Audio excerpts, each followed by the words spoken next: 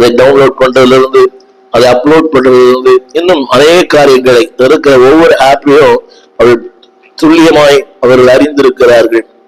காரணம் என்னவென்றால் இன்றைய உலகம் வேகமாய் வளர்ந்து கொண்டிருக்கிறது. ஆனால் திருமறை சொல்லுகிறது, அந்த வார்த்தை தேவன் ஆதி முதல் அந்த மட்டும் செய்து வரும் கிரியைகளை மனுஷன் கண்டுபிடியா. காரணம் என்னவென்றால் அன்பானவர்களே, முதலாவது மனிதன் அறிந்து கொள்ள வேண்டும், மனிதன் நிலையற்றவன். எனவே ஆண்டு சொல்லுகிறார், நீ உன் சிருஷ்டிகளை நினை. ஒரு 3 காரியங்களை சொல்லுகிறார். நம்பர் 1, மனிதனுக்கு ஆவி இருக்கிறது, ஆத்மா இருக்கிறது, சரீரம் இருக்கிறது. Man as a spirit, man as a soul, man as a body. அதாவது தேவன் சொல்லுகிறார், இவை எல்லாமே ஒரு காலத்துல சரீரம் அழிந்து போகும், ஆனால் அழியாத ஒன்று ஆத்மா. என்னுடைய குறிப்பு என்னவென்றால், அதாவது ஏன் ஆண்டு நினைக்க வேண்டும் என்று சொன்னால், ஆண்டவர் உன் உள்ளத்திலே நித்தியத்தை வைத்திருக்கிறார். You are a spirit being.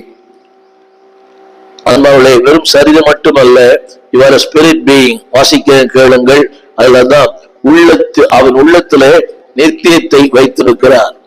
அது மட்டுமல்ல, அதே பிரசங்க புஸ்தகம் 12ஆம் அதிகாரம் 7ஆம் வசனம் இப்படி சொல்லுகிறது. 12:7, மண்ணானது தான் முன்னிருந்த பூமிக்கு திரும்பி. அனைவருக்கு புரியவில்லை. எந்த மனிதனும் மண்ணானது தான் முன்னிருந்த பூமிக்கு திரும்பி. அடுத்த ஒரு வார்த்தை போட்டிருக்கிறது, இது சரீரம். 2வது, ஆவி தன்னை தந்த தேவனிடத்திற்கு மறுபடியும். கவனித்து பாருங்கள், ஆவி தன்னை தந்த தேவனிடத்திற்கு மறுபடியும். எனவேதான் அந்த ஸ்திரம் அந்த வார்த்தை சொல்கிறது, நீ நினை. 2 காரியங்கள், ஒன்று இந்த சரீரம், இன்னொன்று ஆவி. திரும்ப படிக்கிறேன். மண்ணானது நான் முன்னிருந்த பூமிக்கு திரும்பி. எனவே இந்த அன்பு பிள்ளையே, நிலையற்ற வாழ்க்கை நிலையானது அல்ல. தேவனுடைய வார்த்தை சொல்லுகிறது, மண்ணானது தான் முன்னிருந்த பூமிக்கு திரும்பி, ஆவி தன்னை தந்த தேவனிடத்திற்கு மறுபடியும் போகாதற்கு முன்னும். அப்படியானால் ஆவி எங்கு போகிறது? தேவனிடத்திற்கு போகிறது. எனவே தான் திரும்ப அந்த வார்த்தை சொல்லுகிறது, நினை.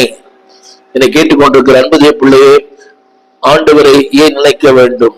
நீயும் நானும் மண்ணான மனிதர்கள். காலையிலே தோன்றி மாலையில வாடி போகிற புல்லுக்கும் பூவுக்கும் ஒப்பா இருக்கிற மனிதர்கள். இந்த நிலையற்ற வாழ்க்கையில தேவன் சொல்லுகிறார், நினை. எதுக்கு தெரியுமா? தீங்கு நாட்கள் வராதற்கு முன்னே. 2வது குறிப்பு, அன்பானவர்களே, ஏன் நினைக்க வேண்டும்? நீங்களும்